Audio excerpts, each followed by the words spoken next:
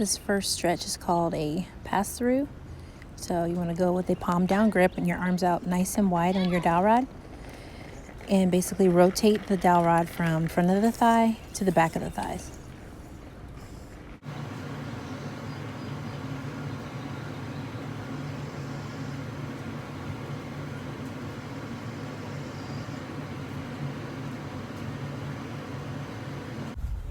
Next we have figure eights. Again, with the palm down grip over the dowel rod, you're going to wrap it around your body from the front of the thighs back to back behind the shoulders.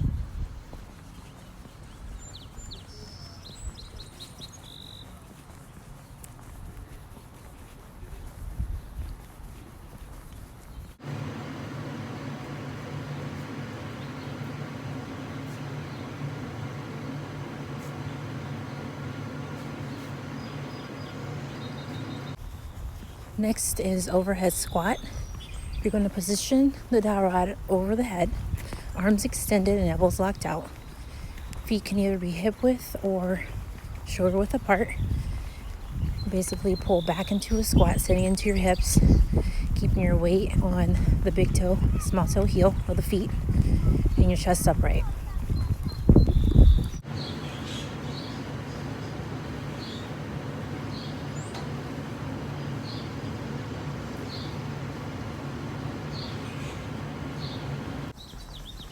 Next we have Dowel Rod Good Mornings.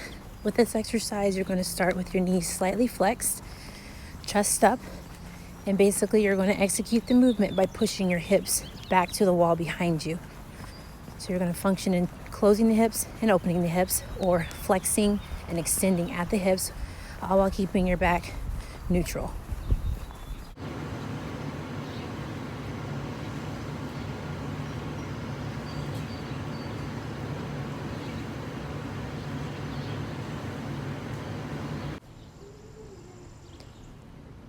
Next we have Good Morning Rotations.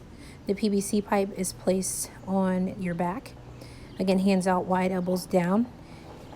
In the bottom portion of the glute bridge position, you are going to rotate that dowel rod from side to side, trying to aim the edge of the dowel rod up towards the ceiling.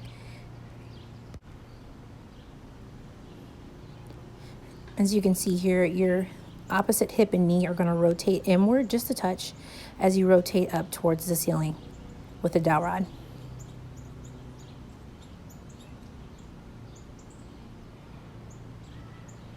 Next, we're going to start a series of 3 lunges with rotation in order to open up the hips, activate the glutes, and to just warm up that T-spine.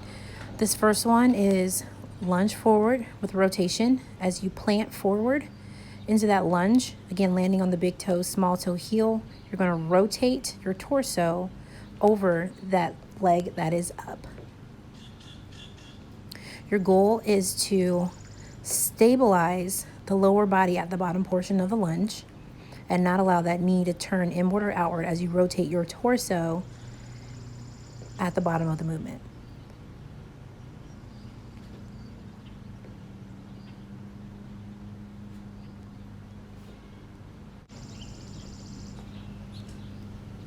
Your goal is to stay nice and upright through your torso as you plant, sink into the hip, stabilize at the lower body, and then rotate at the upper body, bringing the shoulders as far as you can while stabilizing the lower body in the bottom of the movement.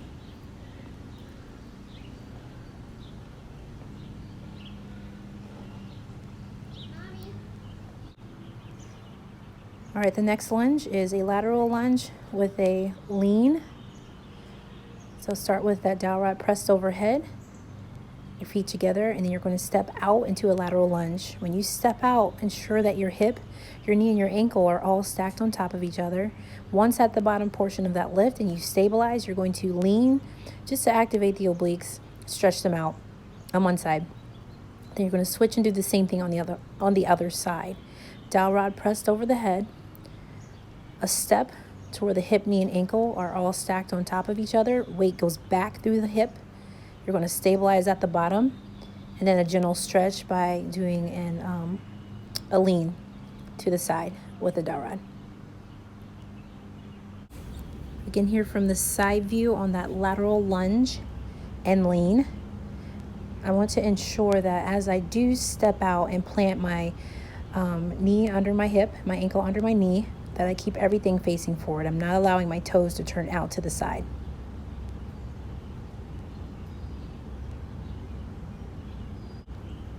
This third and final lunge in the series is called a quarter reverse lunge. This one's a big hip opener. So what you're going to do is start with your feet and your body and everything facing forward. Leave your left foot where it is, step back at about a 45-degree angle, or say about 5 o'clock with that back foot. When you're placing weight into that back foot, think of placing the majority of the weight on the heel as you sit into the hip versus the ball of the foot. You don't want the knee to shove over the ball of the foot.